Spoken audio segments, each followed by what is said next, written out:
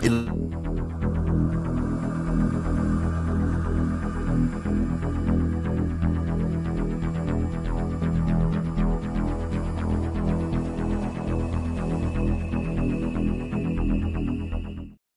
ladies and gentlemen, it's your favorite paranormal investigator.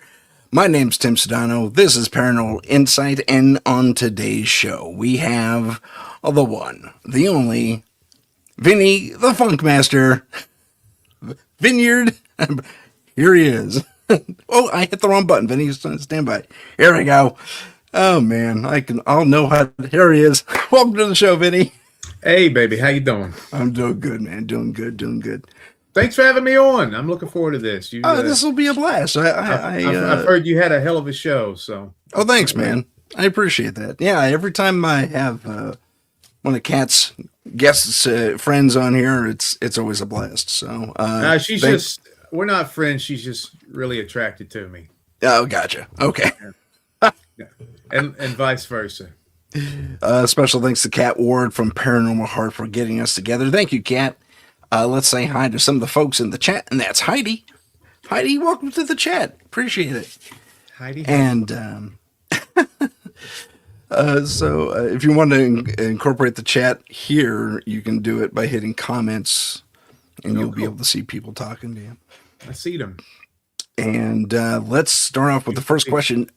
Okay, tell me a little bit about yourself. I know you have a wrestling background. I know you have a film background, so give me like a synopsis of who Vinnie Vineyard is.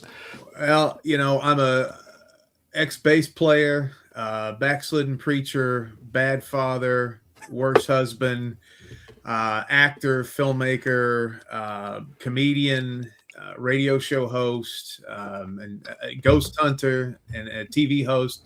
I've done a lot, but the thing that really has kind of flipped my switch recently is we're making these movies, but they're based for a small time. We had I guess about 8 years, we had a television show on a couple small television networks called Wrestling with Ghosts, which was a bunch of pro wrestlers who were protecting this paranormal dork as we went to these southern locations down in Tennessee and Georgia and North Carolina and stuff. Now, were these legit investigations, or was it scripted?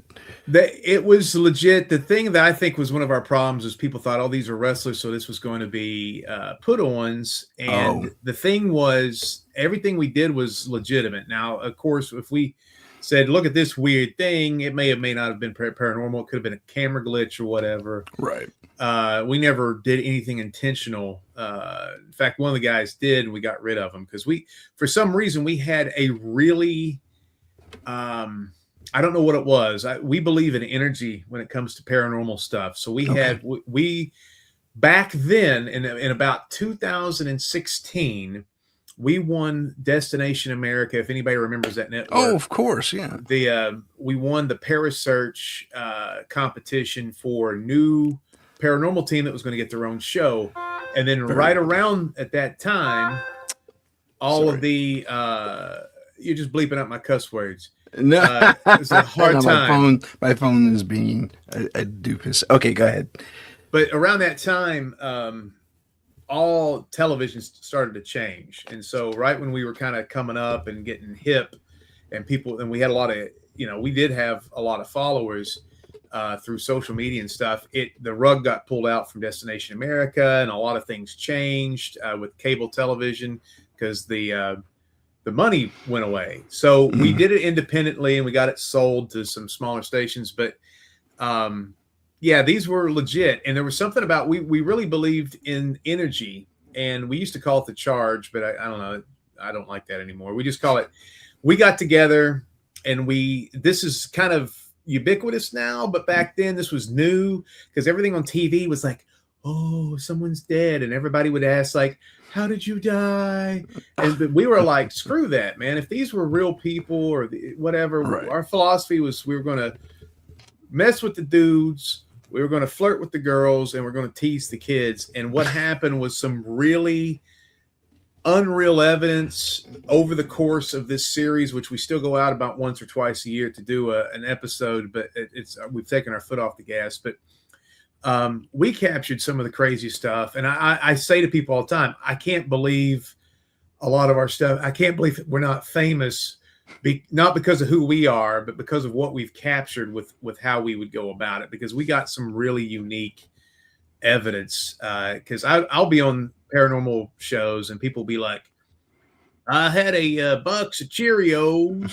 I went to the bathroom and came back and the box fell over. What do you think about that? And I was like, I had a girl grab my bobalones, the wall, I mean, Right. it's like, all right, yeah, the Cheerios box fell over. Let's call the Warrens. But, I'm not trying to denigrate anybody's experiences or anything, but it was, right. We had some crazy stuff, but I attribute that not to us being cool or awesome or whatever. I attribute it to the fact that if these things are real humans or creatures or whatever they are, because we don't know, they were attracted or interested because our je ne sais quoi was a little bit different for the time. Now I think people have kind of adopted, you go into a room instead of asking, how did you die? What was it like when you were alive? People go in there going, hey, how much can you bench press? Yeah, and right. they get better results doing that kind of stuff. Yeah, real talk with the real spirits. Yeah, I get that entirely. When we do investigations, we're pretty straightforward with our entities as well. Putting real questions, like you said, and I have a background as a private detective, and I actually went to school and learned how detectives proceed through an interrogation or even a questioning session, and so I took that. And then, kind of like what you guys did, I made it a little more personable. So, and you do get better results. It's fascinating. Definitely. When you were on these, I'd love to see your pieces of evidence. If you have any videos, that would be amazing. Hey, you can go to Big N Funky Productions, and we're still on a couple networks, so we can't have every episode, but we have about 5 episodes. And we captured some full body apparitions over the course of doing it for a few years. I think we had 3 on camera. Cool. But the thing that really was awesome was just the unique audio responses and intelligent responses. That was the thing that got me kind of like, and we've had so many crazy adventures and so many crazy places. But man, for example, I'm just trying to pull one out of my ear. In a town called Morristown, Tennessee, there was a church that kind of had split. A lot of people don't realize in East Tennessee down there, the East Tennessee, they were Union sympathizers. So there wasn't a lot of fights in the Civil War because they didn't want to separate from the Union. Okay. And there were churches that were split so that you would have the attendees of the congregation. The Confederates would be on the one side and the Union sympathizers would be on the other side. And in the graveyards, they would segregate them too, based on their allegiance. Even if you were brothers, mom, dad, whatever, the Southerners would go over here and the people that were Union sympathizers would be on this side. That, with energy, that would create a lot of tension. Yeah. And it existed. There was a cannonball that was shot through the church. So it's called Bethesda Church. If anybody can get down there, we saw a big black mass coming through the cemetery, orange lights shooting through the church. And we saw one of those old school lanterns. We were doing, we were just being horses' asses and we shouldn't have done that in a church. But all of a sudden the lantern started to sway and it did not decay for about 6 minutes. Okay. So like if somebody bumped, one of them supports in a church, okay, it would the swinging back and forth would decay over time. Sure. It kind of looked turkey jerky. Okay. And then after that, we went outside and we captured a full length body Confederate soldier walking away from the camera. You couldn't see it with your raw eyes. You could only see it with looking through the camera, which was weird. I've never heard of that. I don't know why. No, that happened to me on a case. One of our cases. I saw something with my raw eyes. The camera did not pick it up, so reverse. Yeah. It was friggin' bizarre. We were in this messed up house, and I mean messed up. I've told my audience about this. This is the one with the, in fact, it's this particular story of that house, in that house, of many. This is the demon monkey story, everyone. So we're actually on a break. We're setting up from one of Heidi's experienced something very similar. We're setting up. We just did an EVP session. We're moving to another part of the house where there's more other activity, and you hear this. I don't know if you can hear that. Almost like a gallop. Something's galloping. And it passes right by the threshold of this door going down the hallway, right? And I see it, and I'm rolling tape at this time. I didn't intend to. I hit the record button on accident. So it was fortunate, but not fortunate, unfortunate at the same time, because me and the client are there, and we both saw it. Oh my God, what the hell was that? And it looked like a monkey that had really bad posture. Its skin was elephantine, no fur. And how apes run kind of sideways, kind of, and it just roared down the hole. Oh my God, did you see that? We played it back. Didn't show up. The sound did, but the video didn't show it at all. And we were on infrared too. So anyway, maddening. I think I lost your mic. I would have asked the guy if he needed a chiropractor if he had his spine look like that. Hey, Mr. Monkey Demon, no, you gotta. Yeah, come over here. Let me adjust you. In the chat here is Big Luke Walker. I didn't know he was off work today. That's my tag team partner. Me and him used to travel the country, right on, fighting the Dinsians of the Netherworld together. Right on. You have a demon monkey experience as well. Apparently. Yeah, I broke up with her. She about split up my marriage, so we don't talk about her too much. Yeah, that's pretty funny. Yeah, no, that's pretty good. That's pretty good.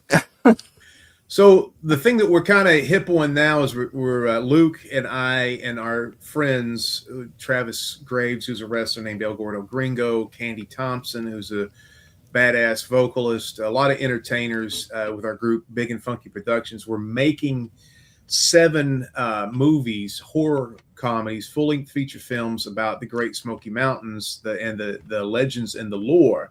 Wow. And we've had a number of experiences that we can translate into something theatric. And Luke's from Chicago. I'm from Baltimore, Maryland. We live in the South now. We live near Gatlinburg, Tennessee, which is kind of like like the Wisconsin Dells or the Hamptons in New York or whatever. Okay. It's a tourist kind of thing going on over there. And it's the second largest tourist attraction on the East Coast behind Orlando. There's tons of people, but it's this mountainous area.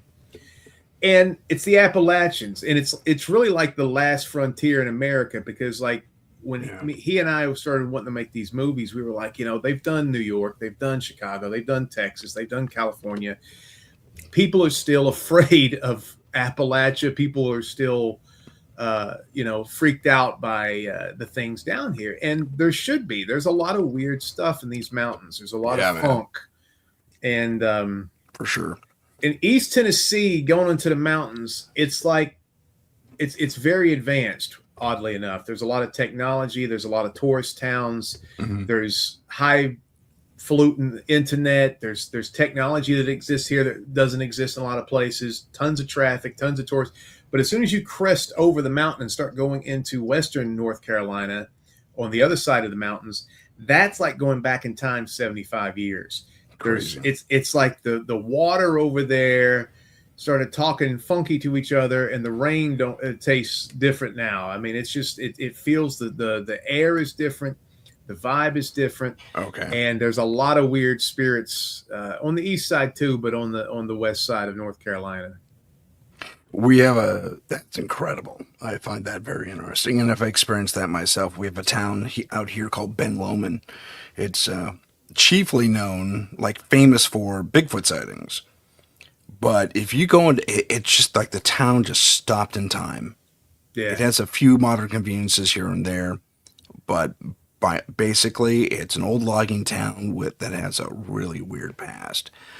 And it's the same vibe. Everything just feels and Yeah, tastes different, as you say. So yeah, it's funky, Yeah, man. And it's- we've ran into Luke got me hip on this Cherokee spirit named Spearfinger, and our first movie called The Hike was about Spearfinger.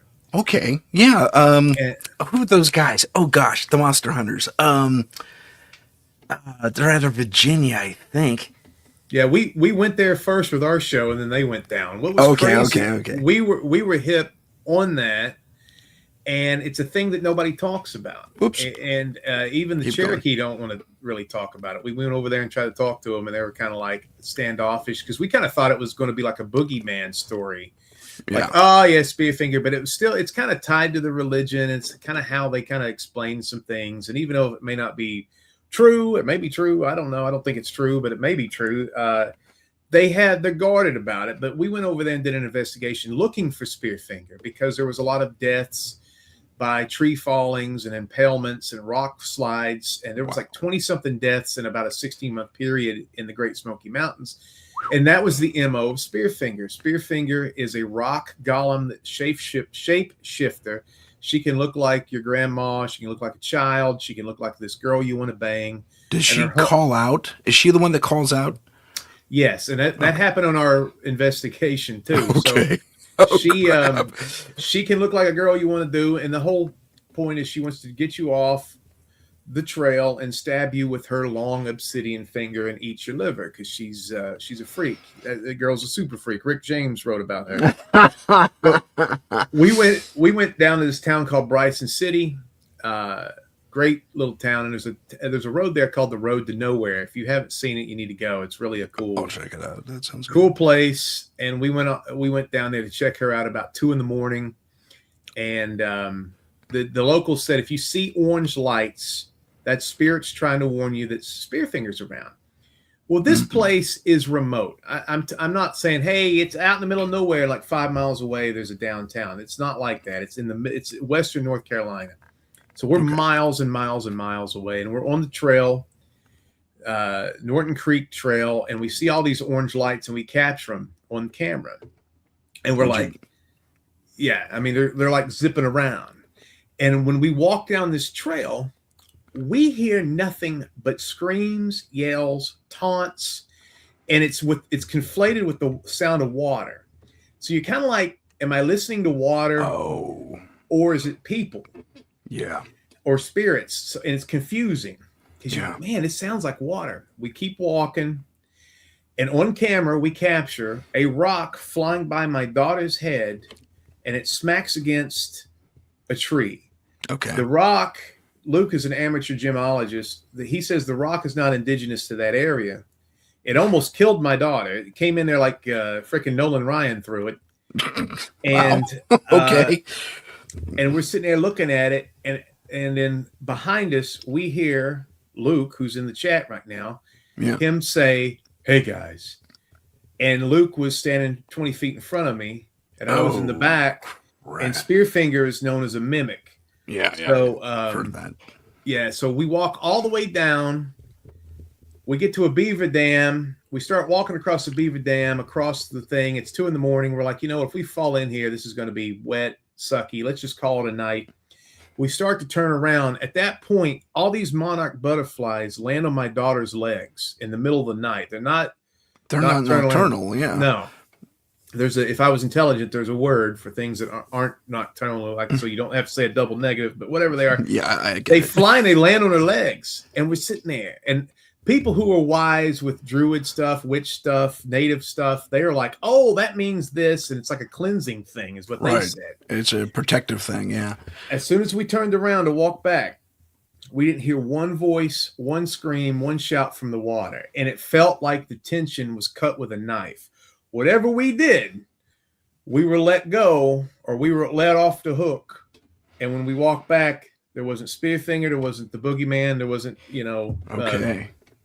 And so we decided in the first movie, The Hike, because that was a pretty substantial experience, we decided to make a movie about a Spearfinger in that part of the woods. And that's when we decided, hey, there's all these legends and stuff. Let's start making these movies about all these little pockets and these like neighborhood bad guys and legends Right and on. Foo Fighters, you know. I dig it. Oh, the Foo Fighters. Yeah, for sure.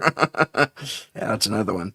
That's great. Oh, dude, that's a great story. I love it. Yeah. And you made it into a movie, so I guess I'll have to go check it out. Yeah, check it out. Yeah, all of it. You can go to our website, Big and Funky Productions, and every movie we're either we've created or we're associated with goes to on the splash page. You can kind of scroll at the bottom and you can go see every movie. The Hike is on Tubi. Our second movie, WJHC AM, is on Amazon Prime. Camp Smokey is on Fossum, and then we're releasing our fourth movie. We're editing it right now, so that's going to be our best movie by far. But it's about to come out this year. Right on. And yeah, you're editing. We were talking off camera about editing and all that fun. And I sympathize. I'm in the middle of an edit myself for my thing for TOL. And TOL follows. It's similar. It's not exactly the same as your thing, but we do kind of lock on to certain legends and then tear them apart, rebuild them a little bit, that type of thing, just to make it a little more entertaining. But yeah, the cool thing about what we did, and again, I'm not trying to brag or anything, but nobody talked about Spearfinger. So in the movie, we have a native girl who's one of our best friends and just a dynamite looking chick, but she's also awesome. She portrays Spearfinger in the film. Okay. And after that, now when you go and do an image search for Spearfinger, there's a lot of images based off her image in the movie. And before, when we were doing the movie, there was nothing. Like sketches, like it looked like a slow 8-year-old with the left hand and a crayon kind of like drew like that's what I think it looks like. But now there's artwork and now there's girls dressing up looking sexy as Spearfinger and stuff like that. Sexy Spearfinger. Yeah. I dig it. That's awesome. That'd be the way to go. I did something similar with this project we're putting together. Is we deal with witches, and they're good witches, but I dressed them up. I made them look extra appealing. They're beautiful girls anyway, but up to that, kick that up a notch. But okay, so when you were doing the investigation, okay, first off, the hike, the story, the actual happening, was that for an investigation, or was that for the show, or was this on your own? Well, that we were doing our show then, okay, and so Luke kept going, we need to make a movie, and I was like, since I'm the editor of the movie, of all the movie, I'm like, and of the TV shows, I don't want to do that. It's horrible. But when COVID happened, we had a lot of free time. Yeah. And we got word from the industry that they halted all production. And so we jumped on it during COVID. We made this movie in the woods, ultra low budget, but a lot of funny stuff and some good stuff in it. And we really had a blast. It was probably one of the most fun times of my life. But it worked because we got an in. They were so desperate for entertainment that streaming services took our stuff from the distributor because they were like, they just needed something on TV. And ever since then, that's been our highest grossing movie. Probably not our best movie, but the one that most people have seen. So Gotcha. Yeah. So if you're looking for something fun, go see his stuff. And you told us where to get that. That's cool. I need to figure out our banners because they're like loaded with stuff, and it's saying I can't put another one up, but I don't know. Aww. I'll try and put one up though to your site. Let's talk about when did you first experience and or know that you wanted to pursue the paranormal? I experienced it years ago. Me getting into it again, going back to the wrestling stuff. Luke and I were pro wrestlers, and we became friends because he's a complete idiot. And the first night he saw me, I had a 3-foot afro on with Christmas lights that a drag queen lent me, and he was like, "That's my best friend." And he kind of was trying to be my friend for a few months. I thought he was a weirdo. I was like, "Yeah, quit smelling my gym shorts, pal. Get away from me." But we eventually became really good friends, and we got booked in a program together at one of the promotions. And so we started cutting these comedic vignettes towards each other. And so we became friends, and we started doing a professional wrestling television show for Fox. We were producing it.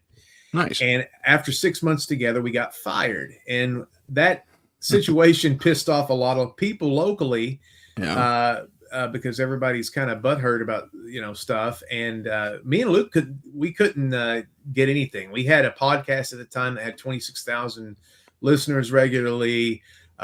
We ended that TV show. And so we were kind of out in the middle of nowhere. And it just kind of plopped in our lap that there was this so-called producer wanting to do ghost stories in Gatlinburg area. Okay. And he got hip with Travis and Luke and myself, and then we started going out, and then we ditched that guy later because he was a pariah, and then we just kept it going on our own. But my original story is pretty long, but it's interesting. I was a drug and alcohol counselor for a bunch of adolescents at an adolescent facility in the middle of nowhere. And I'll abbreviate this story. I don't know how much time we have. Is it a half hour or an hour show? This is a 2-hour show, so go for it. Oh, 2-hour show. I better get another soda pop. It's okay. Yeah, I won't abbreviate it so badly. I remember, and I'm an enemy of brevity anyway. I remember back in my I remember driving to work, and like I said, this is out in the middle of nowhere, and I was looking up the full moon, and I was listening to Coast to Coast AM, like we mentioned before the show came. Of course, I love that show. And this was George Norrie doing it. And, of course, Art Bell was the king, but George Norrie wasn't too bad either. Yeah, he did okay. And I was like, I wonder why at a place like this adolescent facility where there's kids in there for drug addiction, they have an axis one of chemical dependency, but a lot of the kids who are doing drugs and put in places like that, it's really because their family sucks and they're in really bad situations. And it was a co-ed. So the girls, there were 4 girls and 18 boys at all times. So it was all about 18 dudes trying to get with 4 girls. So that was basically the job, as I was a goalie. And so I was always like, man, I wonder why there's not a lot of weird spiritual vibe down there. And I swear to God, that night when I went down there, and that's when all hell broke loose. And this is a whole lot of weird paranormal stuff started to happen in that place. Really? And what happened? I went in, and I had the facility was a shotgun. You basically had classrooms on one end, kind of a round hub where there was a gym and a classroom and the nurse's station and kind of the greeting area and stuff. Okay. And then you kind of had like the other was the residential. Okay. And so you would stay down the residential trying to keep 18 boys from having sex with 4 girls. That's right. The main job. So at about midnight, this freaking moth starts flying all over me. A giant moth. It's almost like a small bat. Oh. And I was like, for the love of God. And I hate flying things, flying at your face. Yeah, I'm with you. And I started swatting that thing and going crazy. And I was walking around, and this kid sat up in bed and he looked at me, and his eyes were completely white. And he goes, "Buy me a PA today, JR." And he falls back asleep. Now that day, I was in a band back then, a band called Pimpin' Ain't Easy. 3 white guys playing hip hop music and being all sorts of rowdiness in bars and clubs. Go ahead. My guitar player was named J.R. Horn, and he bought a PA that day for the band because we were having to rent one, and he went in his own pocket and he got a PA system. So that kid sat up and said that to me. Okay. And I did that slow motion like, right, I was like, what the hell? So I also heard a man's voice in one of the girls' rooms. I ran in there. Sorry, I lost like everything you just said. I'm sorry. Please continue. And it's the sauciest part of the story. There was a man's voice that came out of one of the girls' rooms. A man, not a kid, not a boy. Wow. And I ran in there and I was like, what's going on? You know, I was trying to find this dude. I was like, who the hell is that? Came through the window or something. Couldn't find anybody. Then a girl started grinding her teeth loudly, like you could hear it all the way down the hall. And I was like, man, something's really funky spiritually is happening in this place. For sure. After my 2-hour shift, I go to my office to do some paperwork. I open the door, And my whole office is jacked up feng shui wise. There's like somebody had been in there and they jacked up the whole place. And I was like, what the hell? And I said, I don't want to deal with this. I'll just do my paperwork somewhere else. I don't want to sit in a dirty office. I start to shut the door, and down, I'm about 6 foot tall. Down the spine of my back, right in the middle of the back, I hear this, hey, hey. And I thought it was a lady friend that I worked with named April. And I turned around and nobody was there. And I was like, but it was one of those things too. It wasn't just a voice. It was almost kind of like a vibe, like I could feel it. You know, I kind of felt this jive, like, hey, like it was this thing. And I was like, I called up to the girl that was in the center of the hub. I said, hey, Jamie, where's April? She says, April's all the way in the kitchen, you know, which is on the other side of the shotgun. Okay. And I was like, and there was the only 3 adults.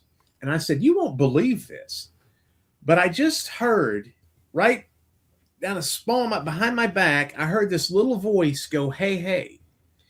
And the lady's blood drained from her face. And she said, earlier today, I was sitting here and something came up to me and it let out 2 short breaths, like, and then my blood drained because I lied. It didn't say, hey, hey. I just said it said, hey, hey, because it's easier to articulate. Okay. Onomatopoeia-wise. Yeah. And I'm down the hall. But what it really did was it let out 2 short breaths. So she verified, like if she was just bullshitting me, or sorry, she could have just said, hey, the thing said, hey, hey, too. But she said like that as well. So then we were like, what in the world? Now, this is the craziest part of the story. Okay. We go outside and she's smoking a cigarette.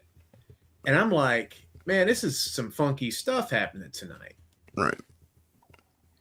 And then there was this place, and some of these places do this. They have like animals and stuff for the kids to kind of do like equine therapy, and they'll screw around with camels and emu and stuff like that. Right. The barn was going crazy. All the little animals in that place were going buck wild. And we're talking 3, 4 in the morning. Okay. And over these rolling hills in Tennessee, you heard a man chanting in a different language. And I would do it I would replicate it, but I'm afraid I would conjure up a demon or I'm just kidding. I don't, but somebody's driving in New Orleans right now. Right. You don't need that happening. I don't want him to hear this guy going, but anyway, it was something like that. Yeah. And we're like, what in the world is that? You know, I mean, what is this? It's like the movie Witch, Roger Eggers movie. So anyway, after that, it got worse and worse at that facility, and the behavior of the children got worse. Nurses started making out with the boys. There was a lot of sexual tension going on with everybody. They were trying to rip the holes in the walls so they could have sex through the walls. It was a crazy, and then at the end, and then people were starting to feel like I saw a pin, like a pin like this. I was sitting there. It shoots up 1/2 foot and points the other way.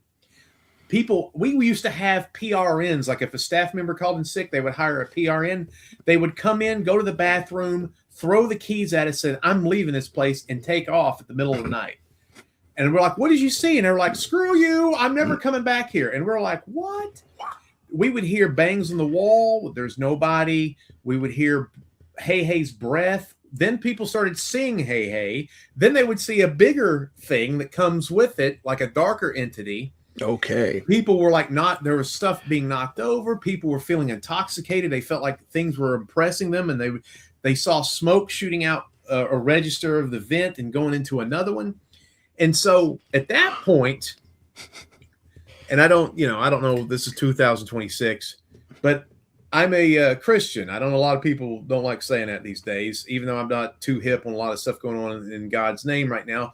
But I was like, something has to be done, because I told a friend of mine, I was like, man, isn't that crazy? And they were like, well, dude, if there is something evil in that building, you kind of probably brought it in, and it seems like it's affecting people in a weird way. I mean, the milieu of the place was totally different. like my boss, who was like the supervisor of the whole facility, like I walked in one day, like in her office, and she was just weeping. When your boss is going, it's just she's got like crocodile tears and snot running down her face, and you're like, "Is everything okay?" And she goes, "I just don't know what we're going to do with this place." And I'm just like, "Gee whiz, man!" Wow. So at that point, Malachi Martin, who was the Chicago priest, had some tips on how to bind those things. Mm-hmm. And I decided I'm going to go rock and roll with these dudes. We're going to have a disco that night. So when I get out of the car and we're going to have a confrontation, I see in my office, I can't hardly describe it, but it's like an outline of a man. Do you know who Keith Haring is? He's the artist that kind of made these almost stick figure things. Anyway, it looks like it looks like an outline of a guy, and above it on the window, I'm outside in the parking lot looking at my office window, and I see like all these like stars and stuff coming down, and this like outline of a guy. Okay. And I'm like, what is happening? I went in there to see if somebody put up a weird thing of art. There was nothing against the wall.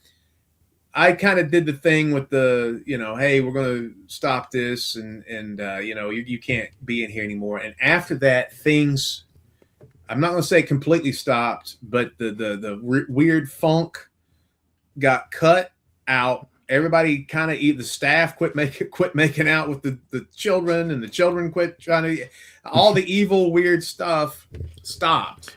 Okay. And occasionally there would be something like, did you hear that? But it wasn't like things being thrown across the room. And so that was like my first heavyweight fight with the spirits. And there have been times, and Luke can attest to this, I'm a pro wrestler named Funkmaster V. We'll be talking to spirits, or we'll be talking at, how ghost hunters are. We're talking at a wall. If something's there, we're lucky. So I'm talking at a wall, and all of a sudden we hear the word Funkmaster, like, oh, hey, Funkmaster. That's a word that you can't mess up, right? Like a lot of times somebody will have a dumb gadget on a ghost hunt, and it's like the thing will be like, and somebody's like, it said it's going to kill us, and it's like, did it really say that? I mean, I know we're all in here and we got the goosebumps, but it didn't really say that.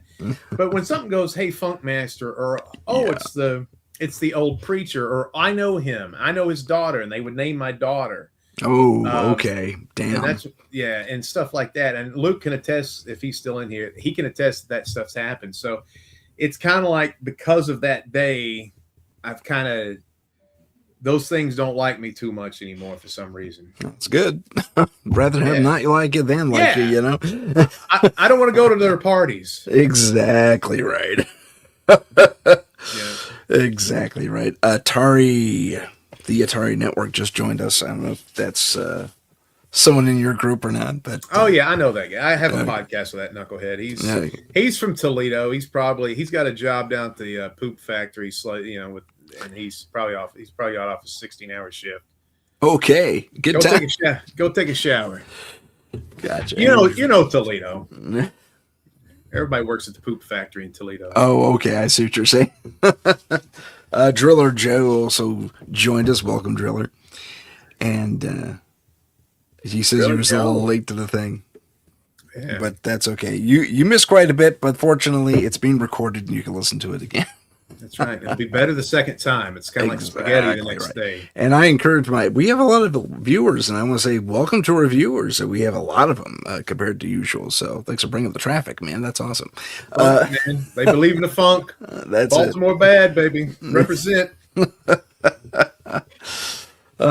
Cool stuff. So much fun. So when you were, so that was your first major paranormal experience. Was this before or after wrestling? Before. I was in my 20s at that point, yeah. Okay, gotcha.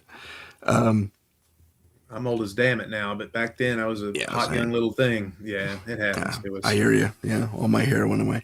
Mine's going, babe. I used to have this luscious afro, and all the little ladies would come up and be like, "Ooh, can I touch your ringlets?" And now it's like I'm struggling to keep it together. Yeah, man.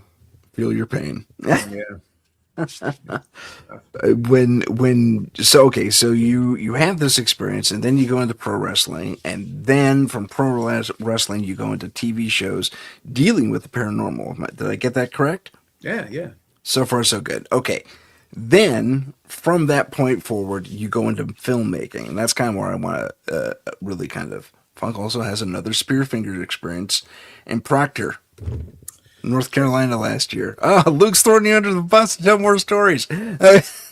Yeah, well, that's a great story too, man. I mean, that's wild. I mean, we've taken the year off to kind of focus on this movie from ghost hunting, which sucks because I just gotta say, man, I know this is going to be schmaltzy, but I love my group in Big and Funky. They were my favorite people. It's Big Luke and Candy and Travis, El Gordo Gringo, and then Amber, and then everybody else that's associated with making our movies and stuff. They're just the coolest. They're artists, they're musicians, they're fighters, they're wrestlers, they're good people, good parents, they're entertainers. They're just great people, and we've had this crazy experiences together and ups and downs and failures. And last year we were almost killed in Proctor. So yeah, and we were dealing with Spearfinger there, and we almost legitimately died.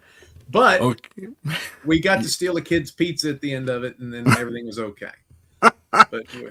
But that's not the story. Oh, that's not the story.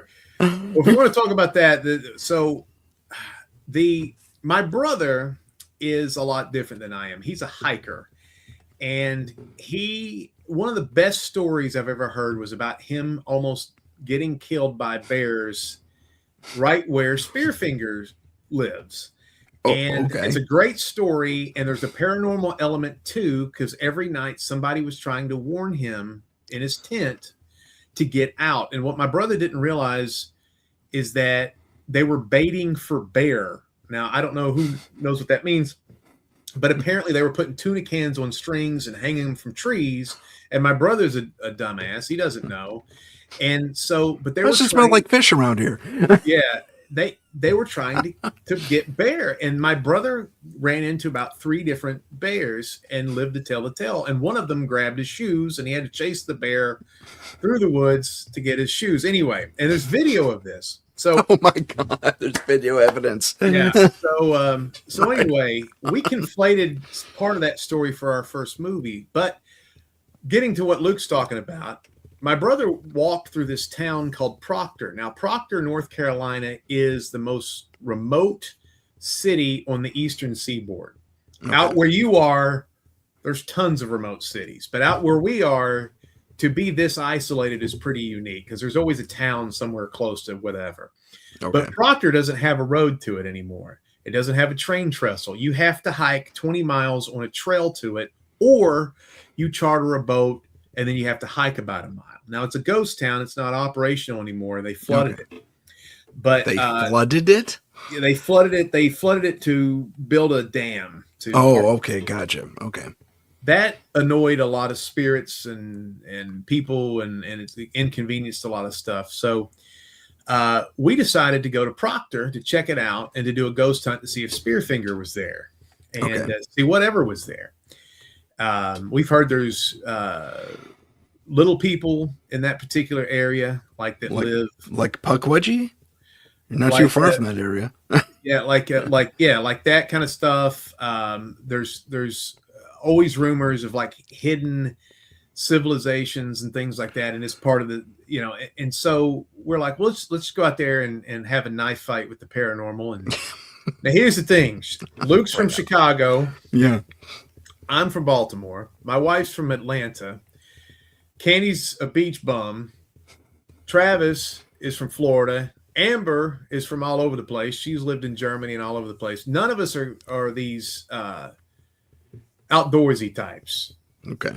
We're all city slickers. So hiking is bad. I know a lot of people do it for recreation. I think that's what you should do to prisoners. And then camping all night outside. Okay. And so some of us didn't get any sleep that night, and we had an investigation. There was some cool stuff that happened.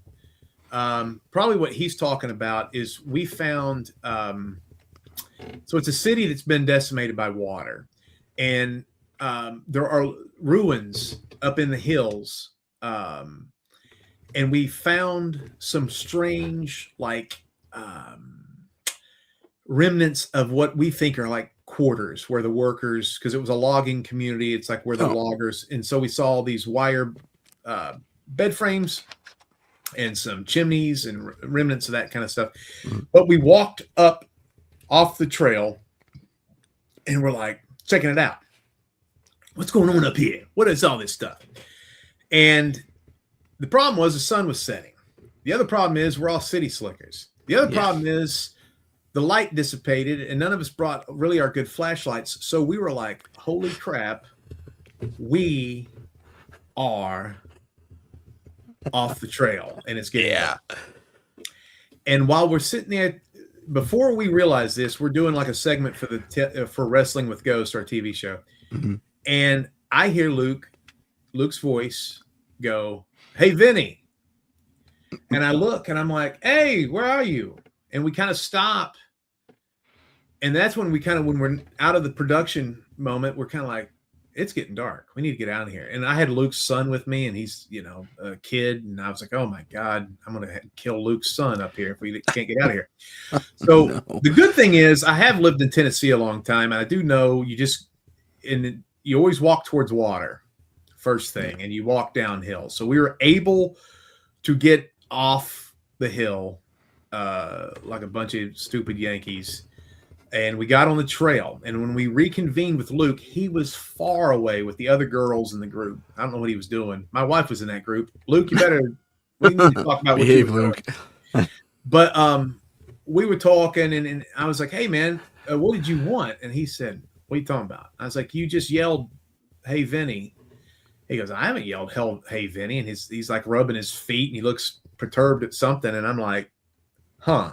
We played it back clear as day. And again, that goes back to Spearfinger used his voice before. Right. Luke is called Big Luke. He's 6'8", and he used to be taller than that before he got, older. And he's got a big booming voice. So he's hard to replicate, it's like, he sounds like a subwoofer as a human. So that was cool. And we had some, we did an investigation in a place called the Calhoun House, and we went to the cemetery, and one of our girls brings one of those goofy little things, and it's like butt cheeks, and you're like, why did you butt cheek? You're talking to it like it. Right. So, but we had a good time. But at the end, we leave, we go to Bryson City, we have a pizza, we steal a kid's pizza, they left it, and then we got caught, so we had to explain that. We go home. Less than 5 hours, about 10 hours later, Hurricane Helene hits Proctor. Now, if you don't know what that is, you're on the West Coast. There was a hurricane in 2024 that hit North Carolina in the mountains and Tennessee, a hurricane. Yeah. And it wreaked insane damage. I'm less than 20 minutes away from a dam that burst, and I'm in Tennessee now. Yeah. But North Carolina was even worse. There was a pretty major city nobody could get to. Interstate 40, which goes all the way out to you guys in California, was ripped in half in between Tennessee and North Carolina. Was this, which hurricane was this again? Hurricane Helene. Helene, yeah, that's the one that was all over the news. Yeah. It was a biblical hurricane. There's parts up. There's parts of that of North Carolina where they said that it hasn't experienced weather like that for 2,000 years. That it had it was insane stuff. Wow. But how that goes back to us and our stupid, dumb A's. I can't cuss on the radio, but our whatever. Ass is okay. Okay. Our stupid asses is if we were out there. Here's the thing: there's not an attendant in Proctor. There's not like a little group. There's not like a place where you go buy tickets to go hike to Proctor. We got dropped off by a boat. It was like the boatman from Hades. He just dropped us off. I'll see you later, and he's out of there. He's flirting with girls. Welcome to the other side of the river, Styx. Good luck. Yeah, he don't give a damn.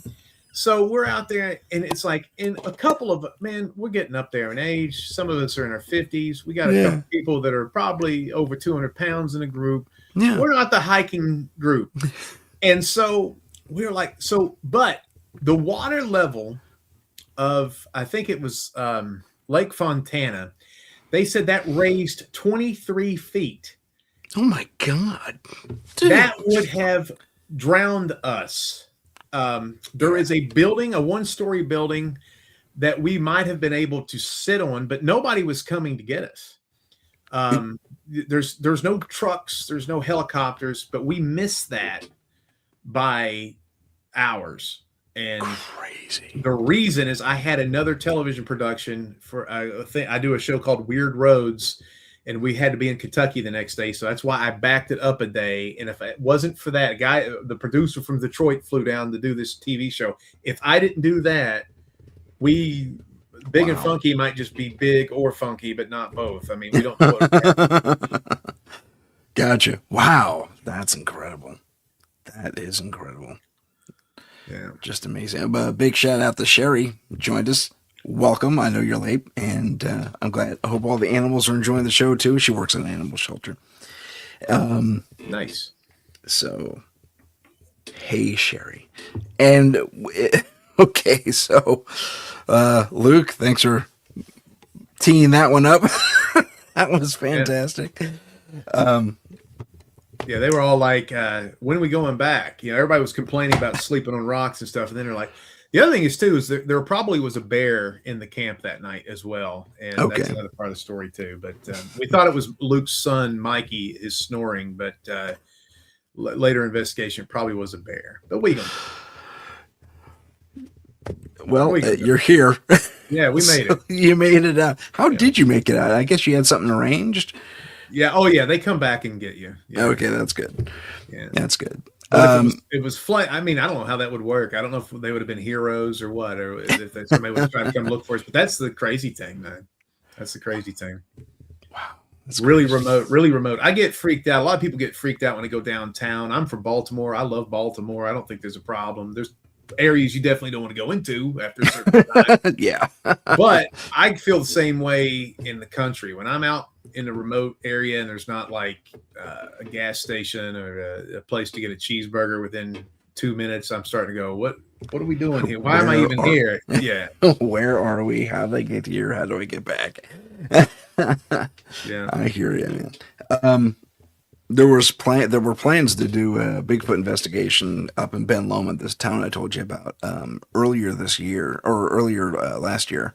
It's 2026 already, and I got sick, so I couldn't do it. And apparently, it was a good thing. Similar to you, we had a mudslide. Just wiped out everywhere. The place I was going to go specifically, and just erased it from the face of the earth. The Highway 9 was blocked for a while. It was good times. But, yeah, so we have a lot of parallels, man. It's kind of interesting. Nature sucks. I don't care what they say. Well, it sucks, and it also kind of saves your life at the same time. You know, it's kind of weird. It's fickle. Fickle is the word that comes to mind. It cares not for anyone. Exactly. It's not a respecter of man, for sure. No, it is not. But, and you know what? We're coming up on our 1 hour thing, so let's do the break now. We'll do a quick station identification, a couple of commercials, and then we'll come back and we'll speak a little more with Vinnie Vineyard. We'll be back right after hey, if I could get to the right thing. Oh, it's good times. Good times. And here we go. So sorry about that. Here we go. This is the United Public Radio Network, 107.7 FM in New Orleans and 105.3 in the Gulf Coast. UPRN talkradio.com. Esoteric programming at its finest. Long ago in the ancient world, the Tribus Omnis Lux, later known as the Tridents, were celebrated heroes, defenders of humanity against unspeakable monsters. Today, they continue that sacred duty in secret, hunting the dark evils that lurk just beyond the shadows. They are the Trident of Light.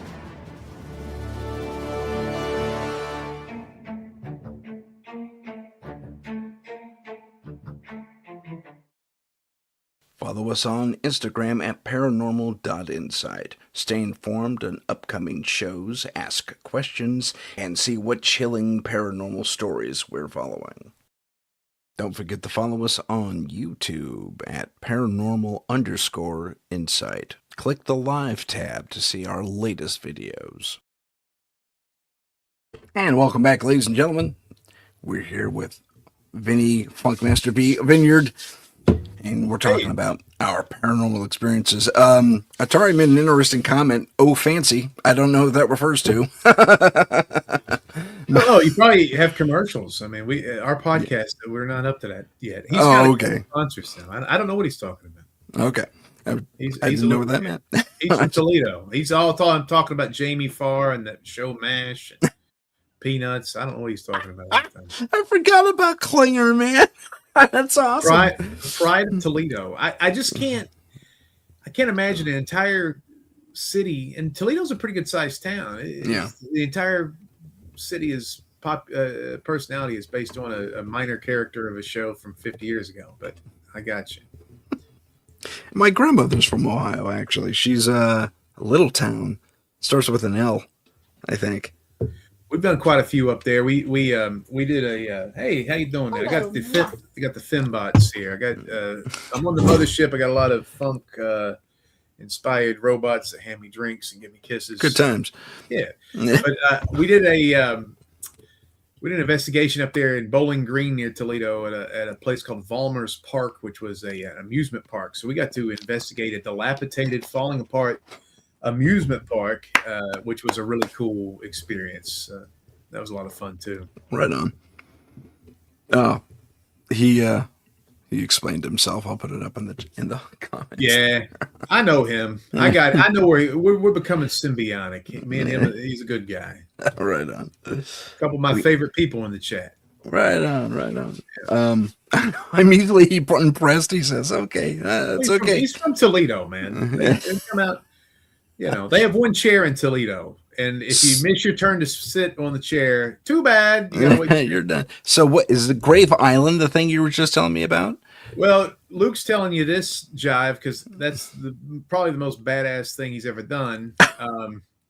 So we're up there dealing with Valmar's Park, which was the abandoned amusement park. And the reason we went up there, a couple reasons. We have a musician named Fish Fisher. He owns that amusement park. No kidding. And there's nothing there now. This was a few years ago, and since then everything has went to nature. Talking about nature is not a respecter of man. All these buildings have gone to crap. But we went up there. He's a good friend of ours. We do shoot music videos for him and stuff like that, and we know his talents that he manages, and he's a good guitar player. But he's a buddy. We went up there to investigate, mainly for the reason because we wanted to prove at the time, this was about 7 or 8 years ago.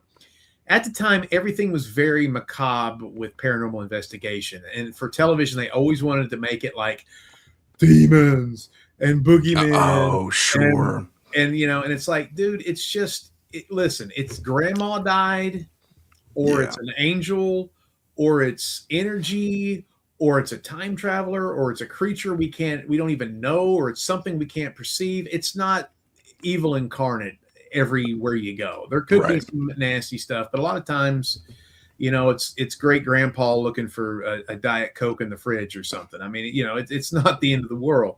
Right. So we wanted to go and prove, because even though it's wrestling with ghosts and we did a lot of comedy and we're wrestlers, Luke's a really smart guy, and the rest of the gang's pretty smart. He and I came up with the idea that we wanted to go and prove that if there are people, or if this is energy, that paranormal energy can exist in places where people had fun.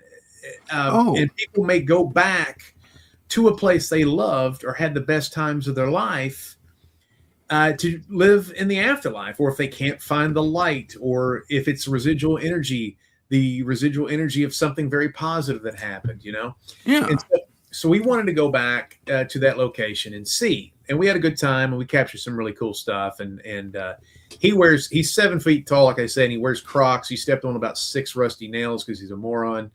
But after all that, there was an island across the river, and I can't remember the river, but it's up there in Bowling Green, and it was called Grave Island, and there was a lot of people that died on this island, and there was a lot of crashes, it's a pretty fast, swift moving river, and there was a lot of boat crashes and stuff, and I can't remember, Luke, there's another reason there was a lot of bones supposedly on that island.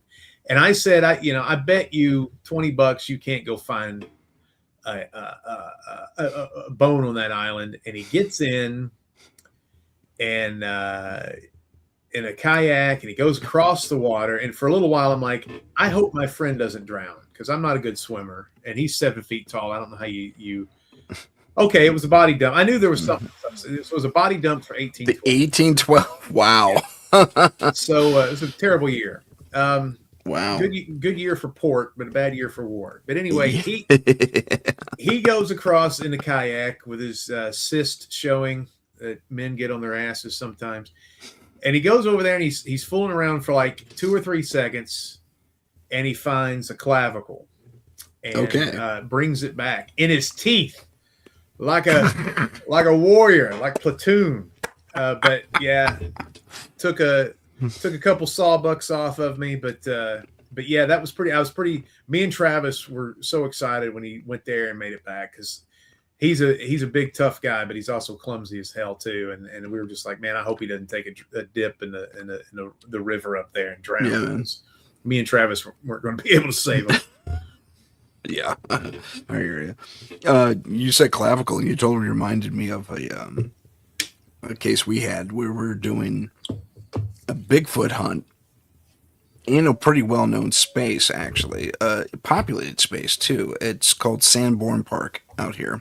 It's near the Saratoga Hills, which collide with the Santa Cruz Mountains to a degree. And so we're out there, and they're holding. I mean, it's a big nature preserve, but there's a proper park area with cut grass and stuff like that, and it's pretty huge. And at one end, there's this little sunken theater space, and it was an experience there that led to the hunt further up the mountain, rather. And the experience was there was a Shakespeare troupe. And I probably told this story on the show, but I'll tell it again. Why not? There's a Shakespeare troupe. They're doing their 3rd, 4th year there, Shakespeare in the Park kind of a deal, at night. So they have lights set up and yada, yada, yada. They're doing their show. And this horrible, horrible stink, like skunk mixed with garbage, mixed with fish, decaying fish, just hits everybody. And it even pauses the play.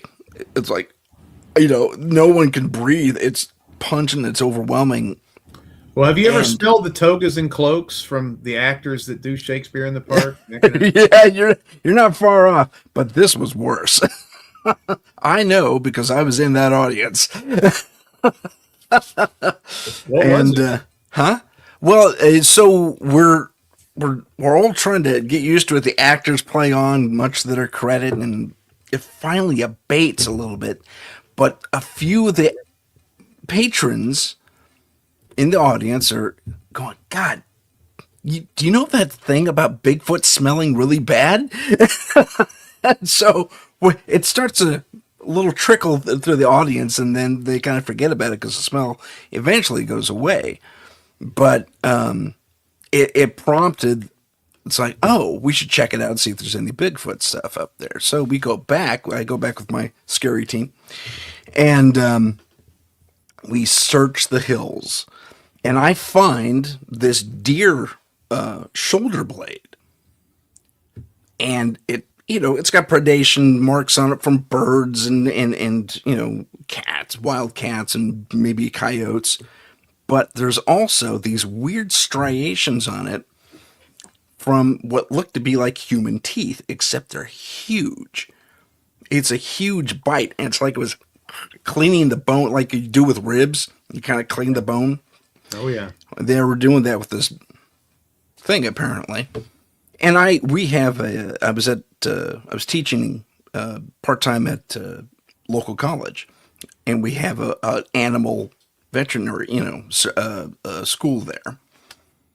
And so I bring it to the professors there, and I said, look at this and explain those marks. Go. And they said, yeah, sure, give me a day. Okay, done. Give them a day, go back next day. Okay, this is from birds, this is from coyotes, this is from something else. I said, yeah, but what about the ones I asked about? I said, they look like primate teeth, like ours, right? Yeah. But the size is different, isn't it? It's like bigger. Yeah. I said, what is that? We don't know. There's nothing in the fossil record that matches that. It's like, okay. It's pretty good. Yeah, it was pretty cool. What would have made that better is if you found the clavicle or the shoulder next to a playbill for Othello. That would have been great. Like, aha! He was there. He was there, right? Yeah. That's pretty Stole good, a T-shirt. Yeah. Shakespeare in the Park, 1998. Yeah, man. I knew it.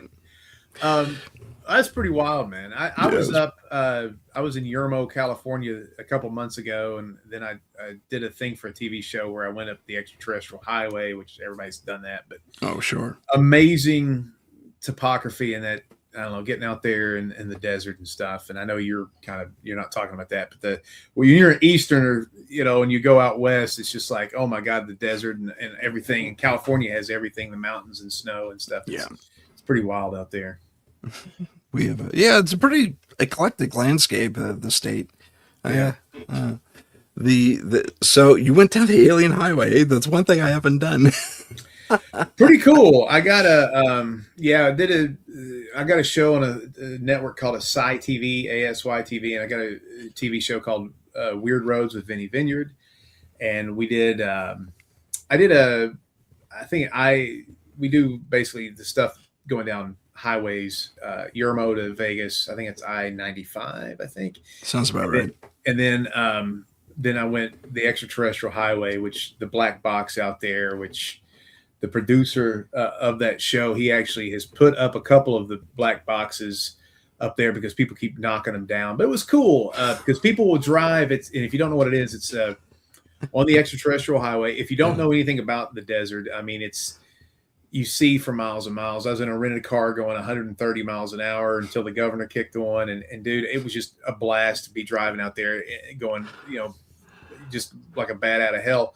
Nice. But there's a black box out there that's a mailbox, and it belongs to a farmer. It's private property out there, but people thought it was a mailbox to, since it's near Area 51, it was a mailbox for aliens. So people put a lot of neat little tchotchkes and notes and cards, and I snagged the one that a kid, drew like a UFO, and it's like, hello, and a lot of notes because the milieu of the world has kind of gotten rotten in the last 10 years or so. And a lot of notes that were like, come kill us all, or come take me back and bring me back to your planet.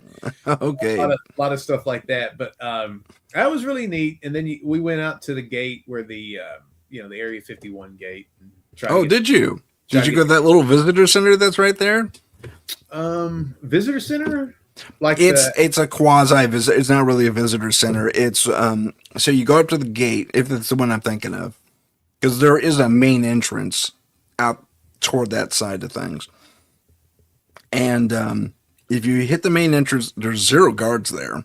At least there was when I heard about it. And then there's this little visitor center, kind of like a waiting room area or a check-in area.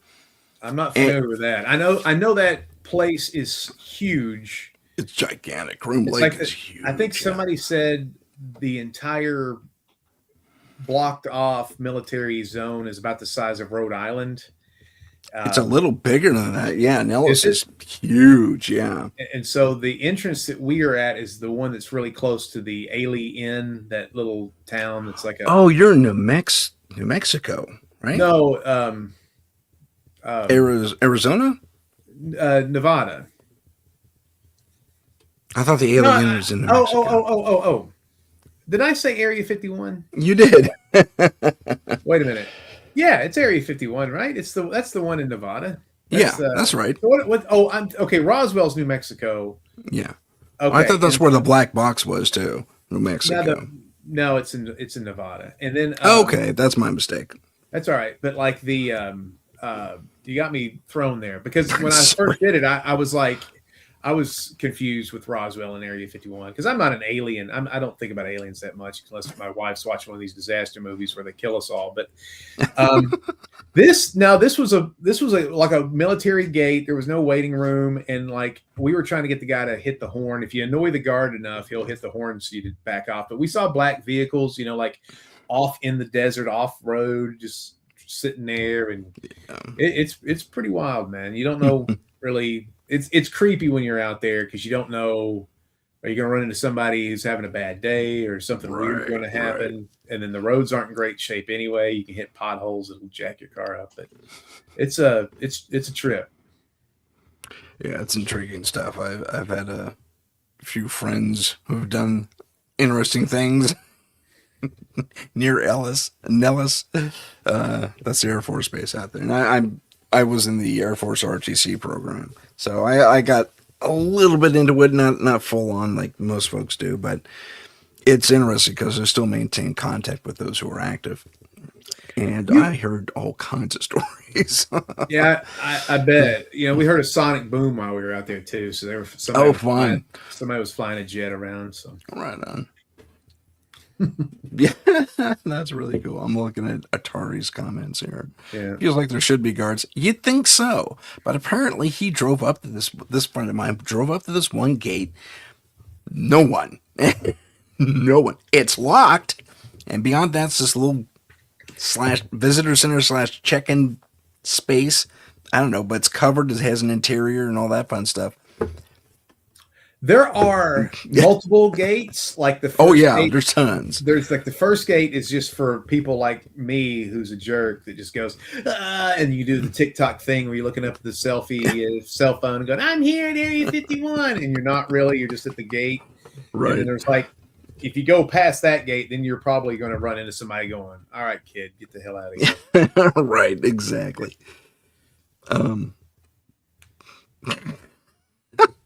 Your buddy Atari's pretty funny. He has his moments. I'll give him a little bit of him goes a long way. Okay, did you ever have a UFO experience at all? Yeah. Yeah, I had. This was weird too. I guess every UFO experience is strange, but I have a little bit of a following from the wrestling and the music and the stuff that I've done. I'm not very famous, and there's people now who have much more like followings on social media, but mine's like the old hard way, like 2,000 people that know who I am and kind of care about what I do. And so gotcha. I lived in a town called Pigeon Forge, which is near Gatlinburg, which is part of that whole tourist area right there in the mountains of the Smoky Mountains. Okay. And I ran a business there, and I lived in my business. And this was right before COVID. And I'm walking out to the road to check the mail or something. It's at night. And where I am, normally there's mountains everywhere, but where my kind of business was, it was pretty open sky. And I see like a green, and I'm talking New York Jets from the 1980s green, screech across the sky that takes an elbow turn and goes completely 90 degrees. Okay. And I'm like, green streak going across the sky, dissipating or just keeping going. That's shooting star. Something that takes a freaking right elbow turn, that is something funky. Yeah. So because of my social media presence, I said, I just saw this. I put it on Facebook and the other junk that we all do. And I had people, and of course, this isn't going to mean anything to you, but I had people from miles in cities and over mountains away saying, I just saw that and I was here. I just saw that and I was in Maryville. I just saw that and I was at the bird sanctuary in Midway. I just saw that and I was in Gatlinburg. Okay. And it was like all these things. Like if we got in a car and wanted to hit where everybody said, dude, it would take us hours. So all these people saw this thing. Yeah. And then a guy from like the Tennessee UFO Center like contacted me. Okay. And he wanted my statement. and I was excited. I was like, man, maybe if I annoy the aliens enough, they'll come visit me or something. And, I'll get some press. And COVID happened, and then nobody gave a crap. Nothing, right? Grandma died, and we don't care about the green streak anymore. Jeez, I know. Yeah. We had a similar thing out here. In fact, it became a national/international event. My partner in Scary, JJ, she was just having a smoke one day, and she sees this light in the sky, and it's kind of hourglass shaped. So there's light coming off two ends of whatever the heck this was, and it was kind of orangish. And she whips out her cell phone and she says, "What the heck is that?" And she films it for a bit, and then you see an airplane with proper lights and all that cruise through the space, and you realize this thing's way up there, but it's super bright and huge. So this thing's got to be at least, I don't know, miles, like at the edge of the atmosphere type of thing, versus a jet airplane. And she films it, and as she watches it hit the horizon, it shifts from this amber to this blue, and it goes zip, and just goes. And I mean, if the thing's as big as I estimated, which is pretty damn big, if I had to give it a size, I'd say at least a football field's big, whatever this, or a stadium, if not the whole stadium encompassing said football field, moved and boom, juked like that. And it turns out multiple people in California saw it, multiple people in Nevada, New Mexico, Texas, Mississippi, into Florida saw this phenomenon. And all the way to Florida? No, Florida. That's and then apparently there's some folks in Cuba and Mexico who saw this thing as well. So this thing must have been really big and really, really high for all those people in that stretch of, the north-south stretch of the curvature of the earth to see that thing. Yeah. I mean, it was amazing. I think they're slowly coming out and saying that they're real, and the society and the world and the political climate and everything. Everybody is so irritated with stuff that nobody even. It was like the news came out. Okay, aliens are real, and we were like, we know. Yeah, we've been there. It's like we know something's out there, and I don't know if they're aliens driving around in spaceships or if it's military stuff or whatever. But I mean, there's obvious UFOs. I mean, there's things that you can't identify, and for them to always come out and just be like, "I was a weather balloon. What is wrong with you?" To gaslight the population for so long. Right. It was swamp gas from the planet Venus. Yeah, that's it. Yeah. What? You were high on methamphetamines. Yeah, man. Some of the explanations really kind of do warrant that suspicion. What are you drinking when that happens? Well, it kind of goes to Alan Hynek, Dr. Hynek, from Project Blue Book, if you know who that is. Yes. And he was part of the investigation into, oh my gosh, I'm blanking on the case now, in Kentucky, where that little family of ranchers fought off aliens for like 12 hours or something like that. They were literally firing at these things, and I haven't heard that. I need to check that out. I need to see that. I'm drawing a blank on it. Well, we need to make a movie about that. Kecksburg. Is it Kecksburg? I think it's Kecksburg. No, Kecksburg something else. I'm sorry. That's not it.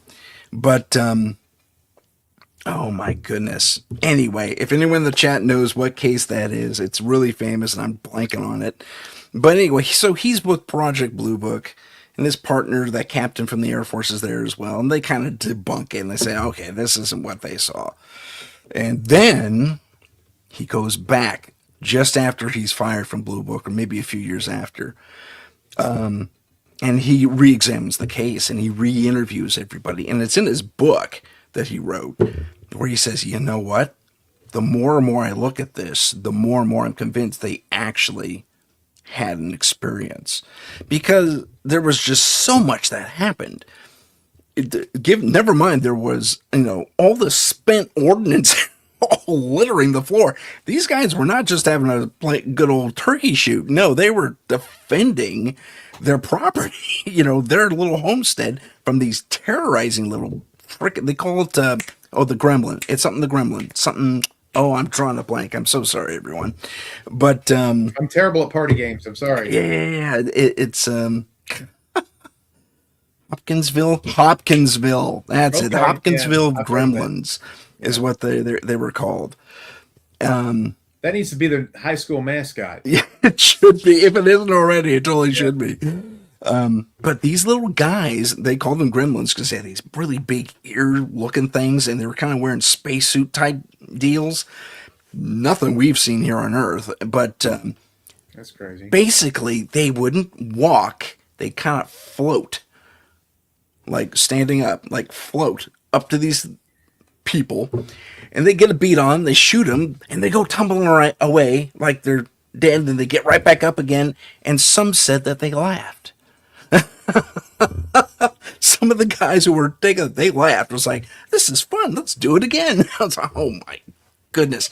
No, Atari, not grays. These were different looking beings, man. They were wearing something akin to spacesuits, but they definitely had these ear-like protrusions, almost like goblins. That's why they call them the Hopkinsville Goblins. But yeah, it's amazing. So if a guy like Hynek can recant like that, come on. I mean, that guy's a die hard. I mean, deep in the wool skeptic for all those years, and then he comes back and re-examines his own work.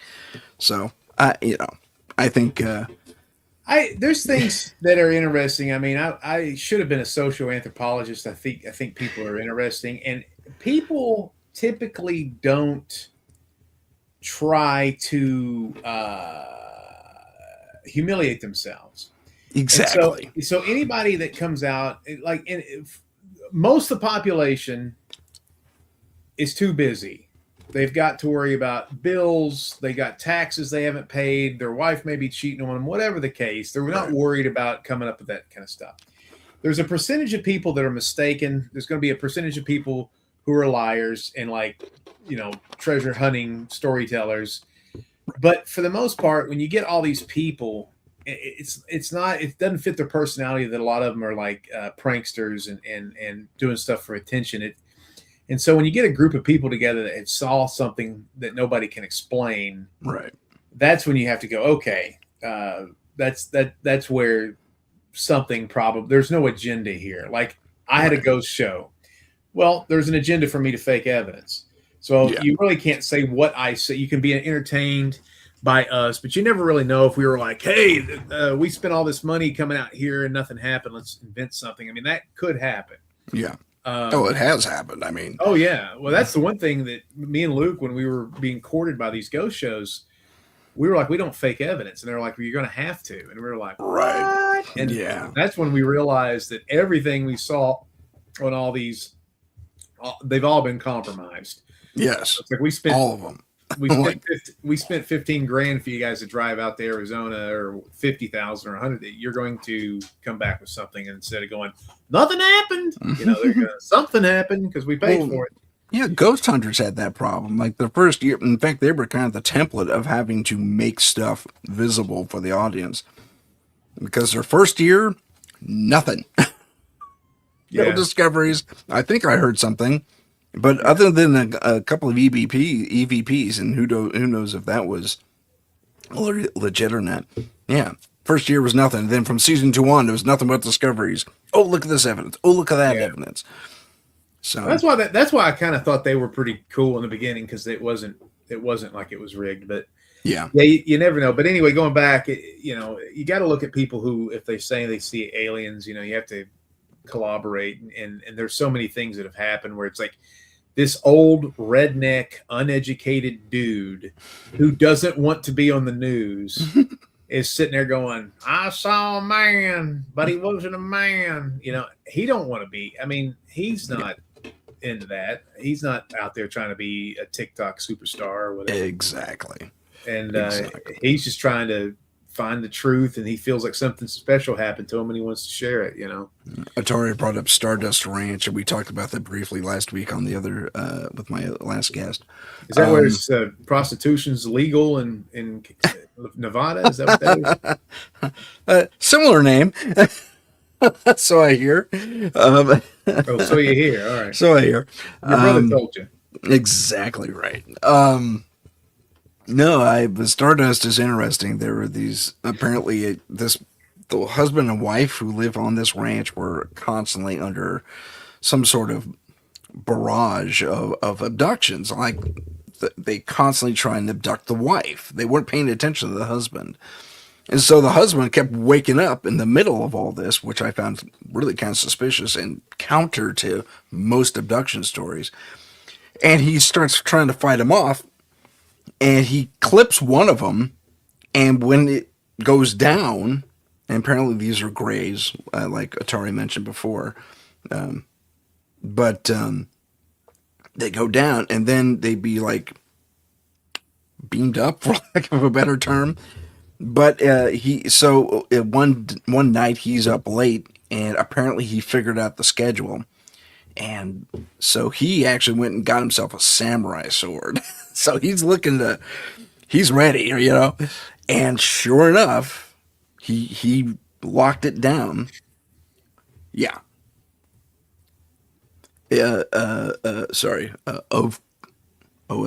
Luke said something. Yeah.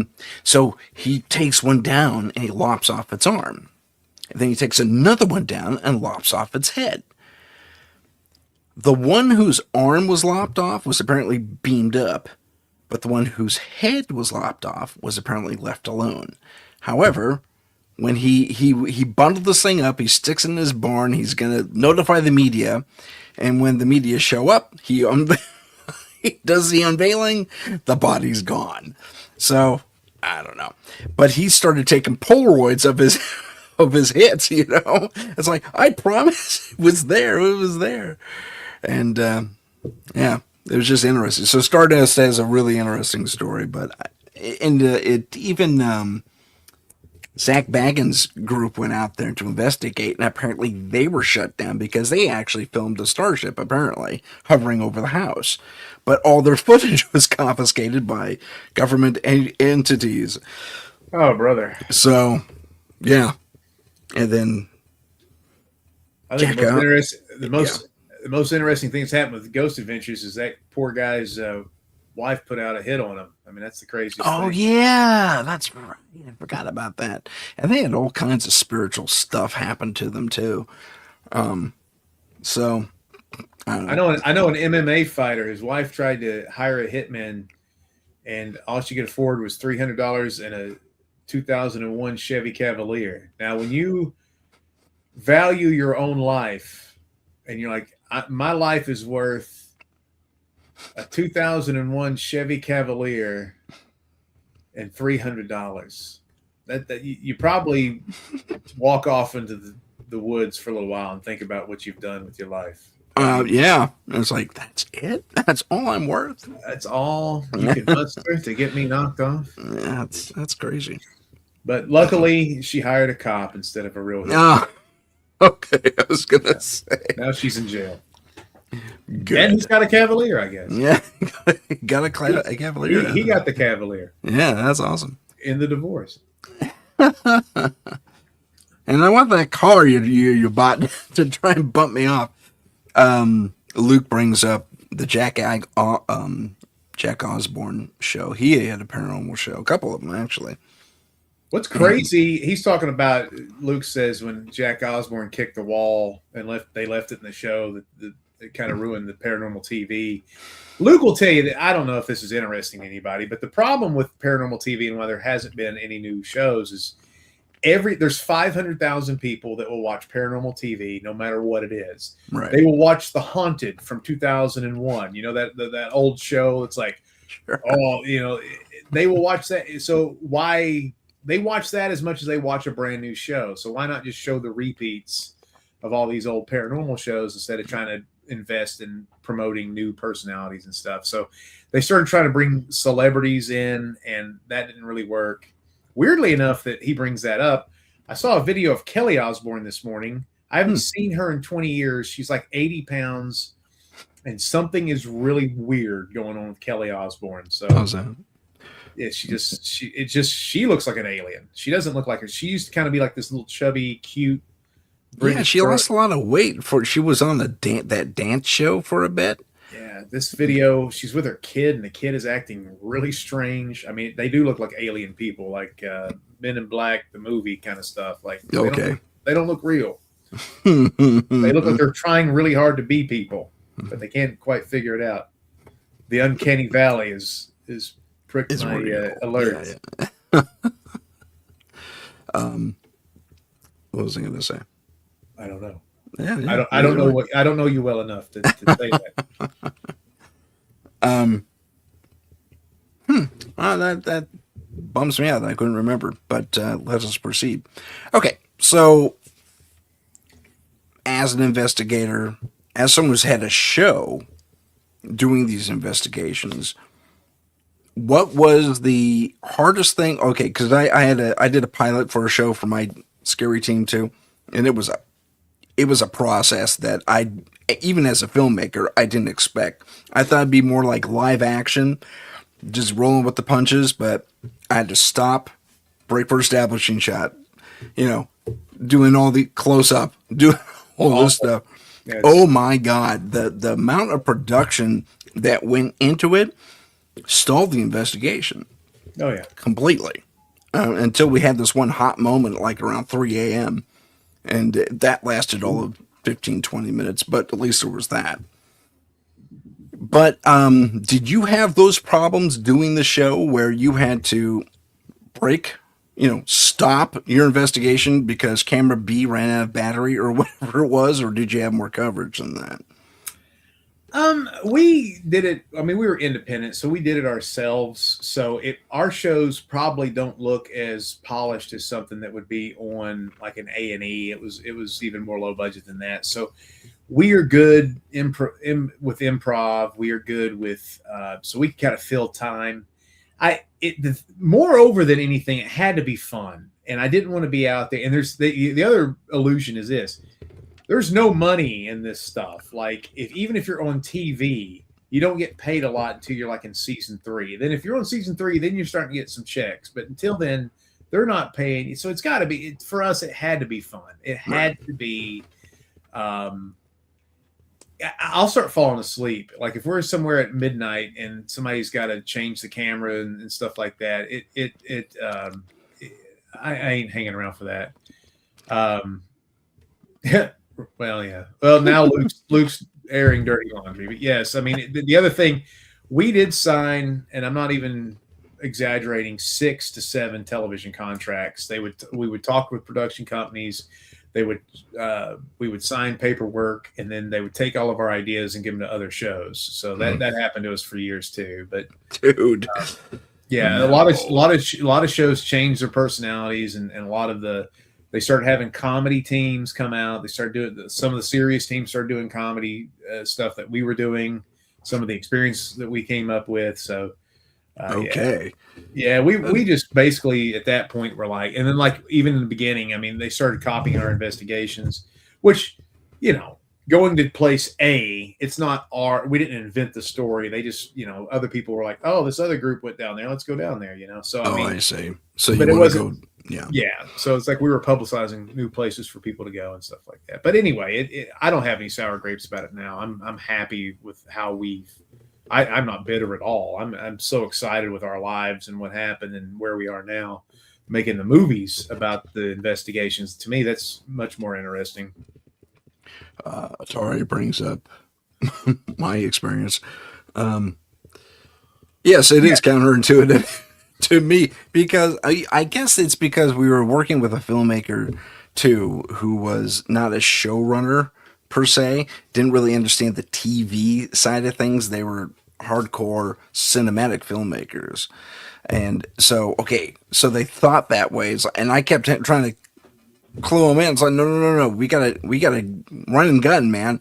Oh, I don't know if I could do that. It's like, well, you're gonna have to adapt because the ghosts aren't gonna wait for us, Or yeah.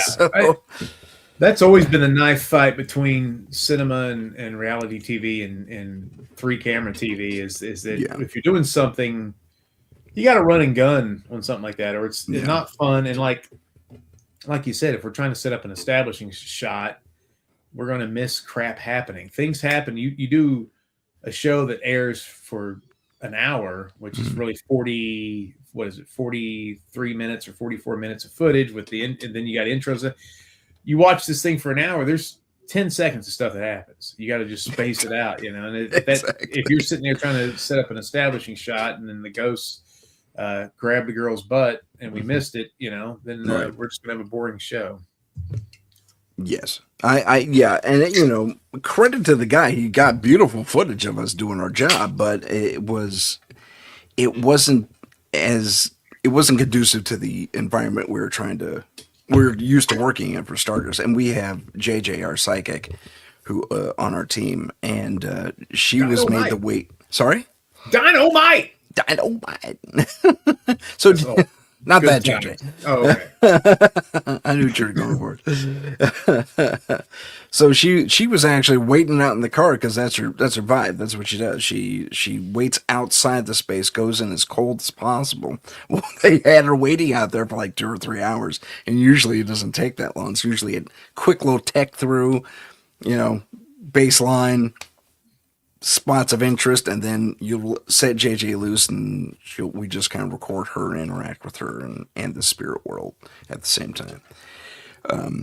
But it was just so much of not a fight per se, but it was just the dynamics of a run and gun production meets a very structured film production was not working out. So I can't wait. I got like this movie we're doing now is we got a director of photography and a cinematographer involved with our movie. Mm-hmm. And so Luke said in his comments, the problem with us is we're used to be running gunners with. So, I mean, when you're involved in pro wrestling, when you're involved with live music, when you're involved with like reality TV, it's pretty run and gun. It's low budget entertainment, you know, low budget production. So when you're doing a movie, it's the converse. So it's frustrating for us to set up lighting and stuff like that and doing light tests on people's faces. We're like, let's just do the dang thing and go. And so we've got a cinematographer. His name's Jeremy Cantelli, and he's made our new movie look like it looks like a $90 million Hollywood production. I mean, this guy's insane, but we got to sit around and wait for him to test shots and get the right light. And we're sitting over there going, man, let's get through this. I can't handle it. Neither can Luke, but we got to. And now that we're looking back and we're editing this thing, we're like, holy cow, this looks terrific. And it was worth the wait. But in the meantime, you're sitting there beating your head against the wall going, I got to get out of this room. I understand completely. Yeah. Yeah. I mean, I'm a more classic filmmaker myself when it comes to that type of thing. So it'll take a day to shoot 2 pages, maybe, if you're lucky. Yeah. Just get the lighting right and all the different angles, especially on a 1-camera shoot. I don't know if you had multiple cameras or not for your thing. Sometimes, I mean, but we, I don't know, we do ours a little different too. And our movies are interesting. So, I mean, but we also try to shoot stuff, you know, we write stuff we can shoot fast, if that makes sense. So it does make sense. Yeah. Yeah.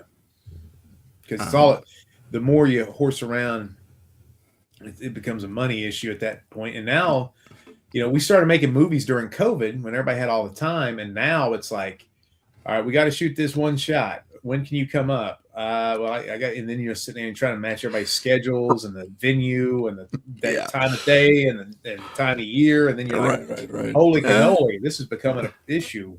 So you were available all the time before. Well, that was during COVID, man. We got this movie knocked out in 2 months. Yeah, it was interesting. I actually had to split my production, a short, you know, I'm doing a 30-minute thing for this, based on the TOL books you saw the commercial for.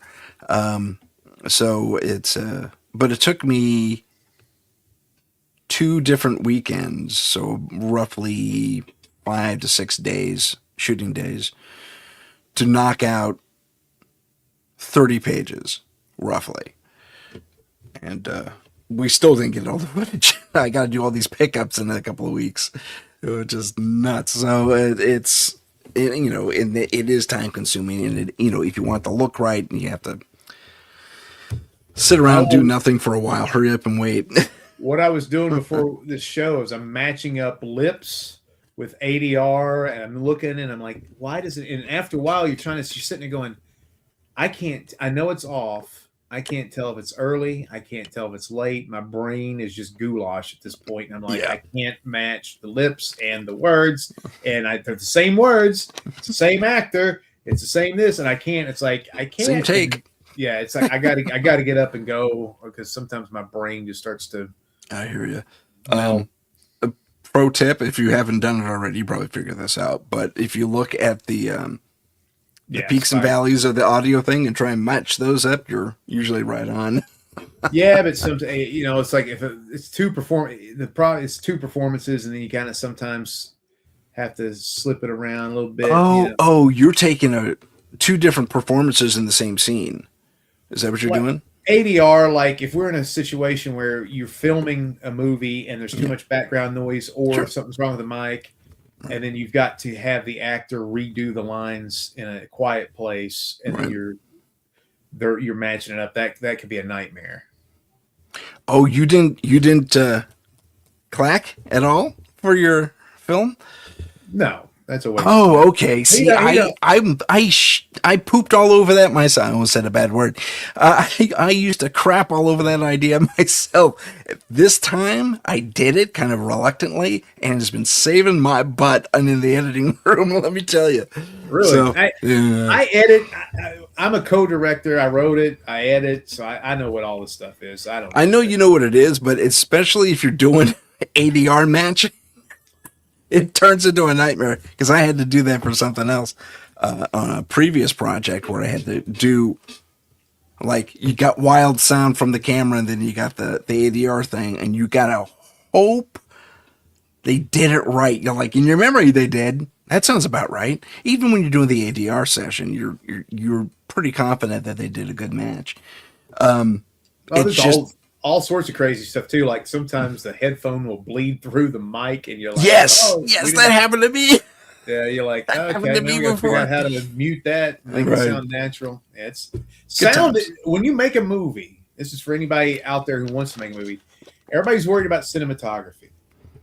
These cameras are so advanced. You can sit there and point at a tree. Oh my God, it's beautiful. You win an Oscar. The devil in making a movie is sound. It always has been.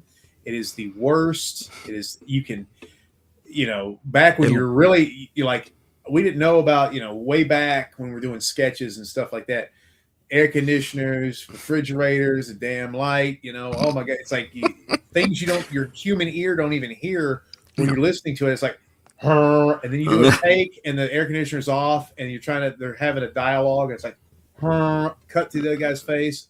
Yeah. Silent, goes back to the other person. Like, can't use it. Audio's terrible. So you got to learn. You got to learn how to, And then when we were shooting a hike or Camp Smokey with these movies that are in the woods.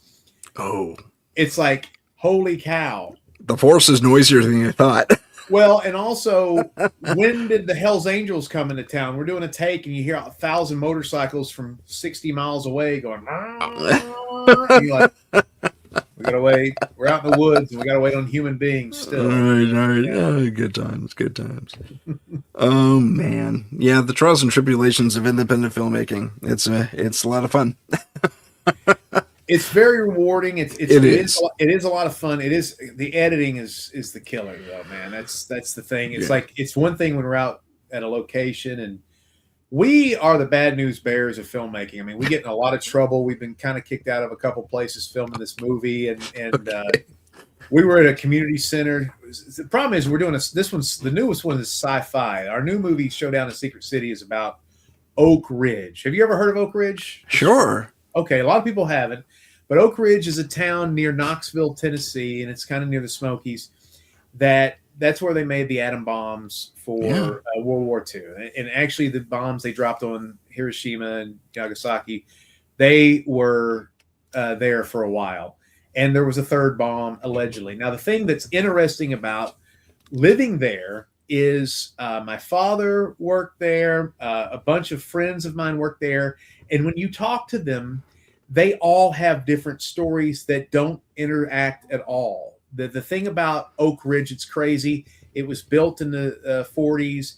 It's a city that popped up overnight. The people that worked for Oak Ridge had no idea what they were doing. Some people thought they worked for the phone company. Some people thought they were involved in chemical warfare. They had no idea. It was like everybody was separated, and there's all these signs that were around that were really Cold War and hot war propaganda about whatever you see here, keep it quiet. The enemy's watching, and all this like paranoid stuff because we were in an active war, right? Right. And so, but the stories, so the war happened, but Oak Ridge is still there, and there's all these different types of labs.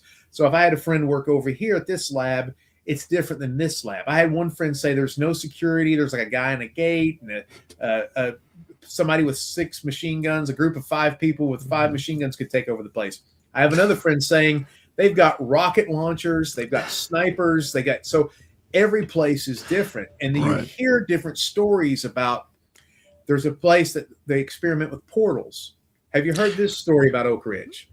I've not heard about the Oak Ridge portals, no. Okay, so there's a story that's out there. And again, these are all kind of, I could see it. And I've been out shooting B-roll in Oak Ridge around the labs. It's very Russian-esque, Chernobyl-looking. Okay. There's a lot of roads that say you can't go on this point. I went and filmed at a place. The next day, they had no trespassing signs and a guard there. I had people following me when I was shooting B-roll in the Oak Ridge, and it's like this giant, just rolling place where there's all these like little weird buildings and government. I mean, it looks like Chernobyl or Pripyat or something. I mean, there's all this weird kind of government, stay out of here. The water looks weird. There's a lot of, like talk about radioactivity. So everybody has all these different stories. Like I've heard they're experimenting with sharks and giant tanks and trying to weaponize sharks. I've heard that there's a place where laser beams on their head. Yeah, just like Austin Powers, trying to get them to carve their initials into the walls or something. Right. I've heard of places they're screwing around with dark matter, and they don't even know what they're really doing. And one day they accidentally change the weather. The sky green. I mean, there's all this mystery. Oh yeah, Oak Ridge. The green sky over Oak Ridge. Yeah, I've heard of that. Yeah, I know the guy that was there when that happened. So there was, and he was an advisor on this movie too. So, but there's also this one where this guy was talking about he's security, and the security at Oak Ridge. They just don't hire some yuck off of the Kelly girls or manpower. It's these people have high clearances, or they've done things like protect heads of state, things like this. So they get those guys, and they're sitting there talking, and this one guy goes, the other guy goes, what do you do with your security? And the guy's like, I protect what comes out of portals. And the guy's like, what? Okay. And he goes, yeah, we are there in case something comes out of a portal. And they're allegedly in Oak Ridge still trying to open up portals. And one day the guy said, now, I have no confirmation that anything ever came out physically and tried to kill people or whatever, but I did hear this story from a very reliable source that one day they opened up a portal, and when the portal opened, they heard this ungodly noise that no human being has ever heard in their lives. It came out of the portal.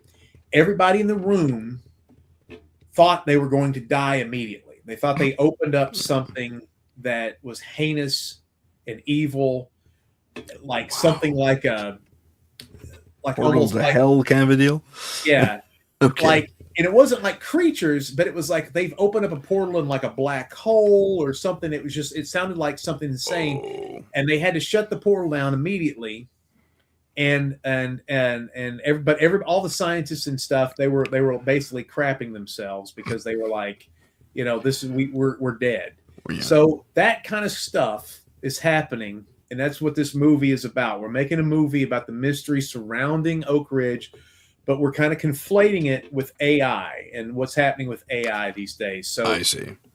This movie is a comedy, science fiction, horror movie about a bunch of filmmakers forced to make a movie with the Oak Ridge supercomputer, which is the largest computer in the world, and we make a movie that the AI wants to make, and then it becomes a worldwide sensation, and the human filmmakers take exception to that, and then it starts to become the robots, AI, and human beings are then at that point are in a small scale war with each other in Oak Ridge.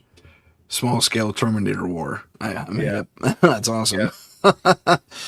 So it's and this movie it's a comedy first, but it's also science fiction and horror. It's very funny, but there's a lot of, in the movie itself, there's a lot of serious, the humans try to go through religion and intellect, and then there's all these things that we do to try to reason with and try to rationalize where we are with technology. But basically the movies that we make are morals. There's morals to each story, but basically we have created what's going to destroy us, basically, is the moral of the story. I mean, it's gotcha. Like our own hands we're on a road that we can't go back on. I mean, with AI, with technology the way it is, I mean, I think in 20 years, 30 years, it's going to be very normal to see Johnny come home with a AI robot with pink hair, and we all have to sit around the dinner table and pretend it's a real person.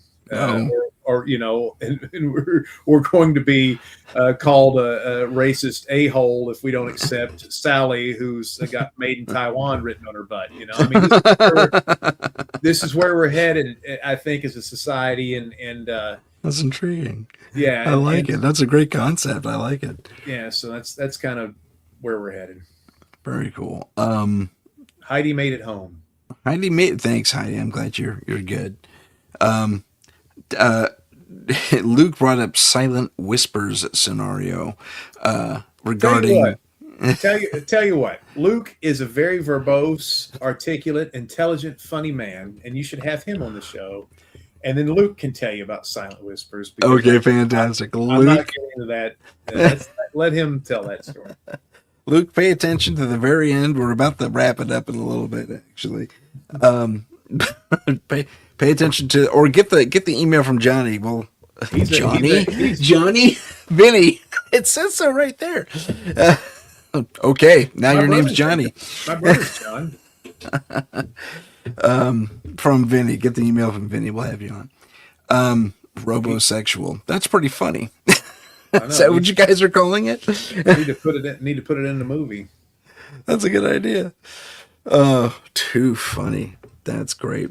So when you're writing this stuff up, is it just you, or does your entire team kick into all this, or it's a team effort? Stuff into the pot? Okay. Yeah, it's a team effort. I mean, this idea came when Travis, we were shooting The Hike, and he came. There's a movie that I kind of wrote, and Luke's kind of wrote too, but we all kind of shape it and change it. And Luke is a great idea man. He's got some really good ideas, and then we've taken some from our investigations. So, but this idea, Travis actually said we should have filmed a sketch. We used to make sketches. That's kind of how we got into making movies. We used to do these skits. He said we need to make a sketch about this. AI has written a movie about Batman, and it was terrible. And this was back in 2020, and AI was much different than it is now. Yeah. So in this movie is that script the AI wrote in 2020 about Batman.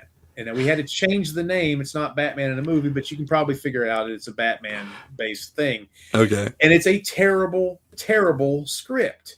Yeah.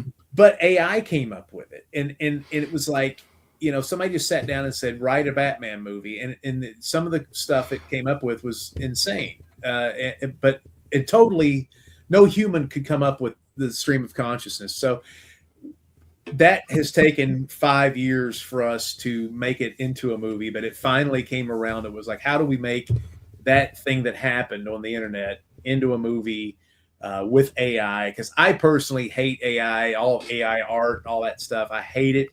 I come from a family of artists. It's very threatening. AI doing stuff with medical shit, medical stuff with like Julie down. Human brains trying to fix, that's great. But when it comes or like writing a document, if you don't want to hire a lawyer, wonderful. But when the artwork and the music and stuff, we don't need AI for that. Screw that.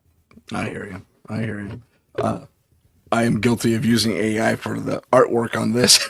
Like the banners. Except for you. That's great. You guys are great. I'm talking about everybody else. I didn't mean these. Gotcha. Well, no, I'm not insulted at all. I totally I take your point. Absolutely. I totally do. But I work for people that use it. They'll use it as promotion for the shows and stuff. And I just have to sit there and go, I wouldn't do that. But yeah. Yeah, I hear you. Well, I understand the, for lack of a better term, the threat, because I was driving, wasn't even a couple, 3 days ago, and this guy was talking to his AI companion on the phone. It's like, I want to do an idea about this, that, and the other thing. It was some business concept. Hey, that's a great idea. Yeah, I know. Let's break that down. Give me step 1, step 2, step 3. And it's like, yo, you could have done that with, save the idea, go home, write it down a little bit, bust it out, do a little work for it. But that was a little frightening to me. It can be used. Like, I'm a comedian too. And I have a story that's happened in my life. I never figured out how to be funny with it as far as a bit for a stage. So what the story was I played in a band called Pimpin' Ain't Easy years ago, we did a lot of 3 white guys doing a lot of hip hop and funk and being very vulgar and satirical to the audience, and people loved us. Mm-hmm. So we were playing a song like No Diggity or My Pony or something that girls liked. Yeah. And we were outside at a bar, and a woman was walking, and this was in Knoxville, Tennessee, and she was walking with her dog, and she saw the show going on. And she brings the dog over to the group that's dancing. Everybody's dancing, like 48-year-old people dancing sexy, that kind of vibe. Mm-hmm. She gets down on the ground and starts, the dog and her start rolling around on the ground together. And she starts making out with the dog. Tongue on tongue. And we're sitting here, we're horny, let's do it, ride it. My pony. And we just sat there and we all stop at the same time because this is a horrible thing to see. Yeah. And the woman's like, and then the lead singer goes, what are you doing? And she was like, and she was like, I can't believe you stopped. And it's like, you're making out with a dog. So anyway, long story short, I could never think about making this into a comedy bit because I couldn't think of a punchline. I talked to AI about it. This happened, make it into a comedy thing. Now, it tried to do the beats of a comedian, and it did okay, but nothing was really funny until it extrapolated an idea that was really funny, and it said, can you imagine the next day at breakfast when the dog's sitting at the dinner table and the woman comes out and the dog goes, I can't believe you keep doing this. You got to cut this out. And that point, that idea of them having a conversation, now that was funny. So you can use that as a tool. I still kind of think it's cheating, but it did it gives the punch. If I'm doing a stand-up comedy bit about that scene, it is a good, funny way to end it. So I think there is some use for AI, but doing the music and doing stuff and claiming it's art and stuff like that. It's one thing to do like a banner or something, but like say, this is the poster of this movie. We don't need to do that. Yeah, I hear you. Well, ladies and gentlemen, we've come to the end of the show. This has been Paranormal Insight. I'm Tim Sedano. That's Vinnie, Funkmaster V, Vineyard. Thank you so much for being on the show. Thank you, man. Thank you for having me. And check it out. Showdown in Secret City. It's coming in the next few months. It'll be streaming everywhere. I'll be sure and put that in the description of the thing. So I'll need the website for all that stuff. You got it. All right, man. So thanks, everyone. We'll see you next time on Paranormal Insight. Vinny, stick around afterward. If you have a paranormal experience that you would like to discuss on the show, please email us at paranormal.insight.podcast@gmail.com. That's paranormal.insight.podcast@gmail.com.